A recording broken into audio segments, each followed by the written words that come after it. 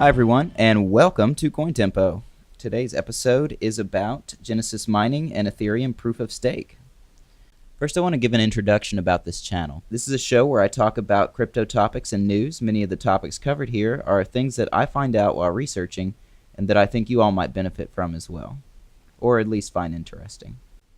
In early August 2017, I bought 2 megahash per second of an Ethereum contract, just to try out Genesis mining before I went all in on it.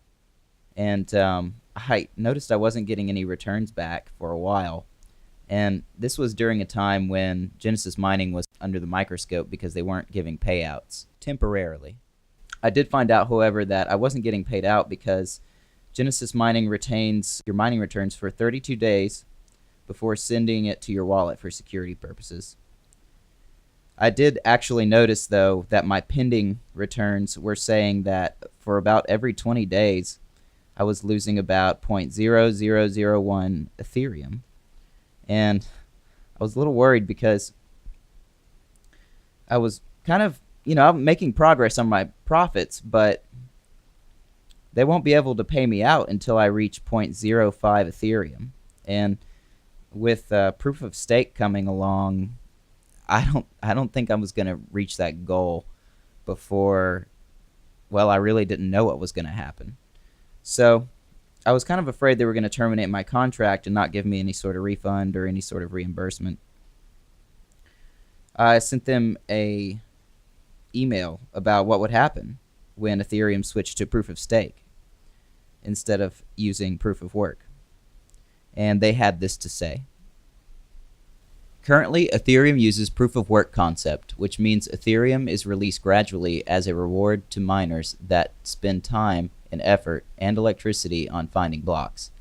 This mining consumes energy, and the developers of Ethereum have already mentioned that at some point they might switch to proof of stake, which simply put gives rewards to people who hold on Ethereum instead of giving a reward to those that mine. When the switch happens, mining Ethereum will no longer be possible. This might occur before the end of your Ethereum mining plan, but your hash rate will not be lost. Instead, we will reconfigure the underlying hardware to mine the most profitable coin. And from then on, your hash rate will be mining the other coin.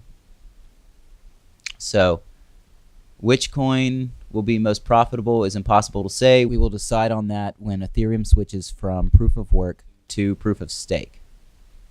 Thank you for understanding. So, I was glad to hear at least that they did have a plan for this. And maybe they put this on their blog, I'm not sure. But it seems like to me, a lot of the miners that I've tried out, and I have my own private mining rig, and I did try out Minersgate. But a lot of these miners that have optimization, like the Minersgate app, set me up on Monero. For some reason, that's one of the most efficient to mine for at least my setup. So I think overall this will be profitable for me, but I definitely don't think going forward in the future that I will be buying more contracts with Genesis mining, but I am happy that they are finding a way to adapt my current contract to continue their contract agreements. So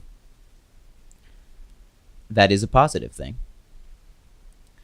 And I'd just like to finish up this episode by saying I'm not a financial advisor, and I'm not endorsing Genesis mining. Always do your own research when investing in any cryptocurrency. And thanks for listening. Please hit the subscribe button if you'd like to hear more from this channel, and also hit the little bell to get notifications when a new episode comes up.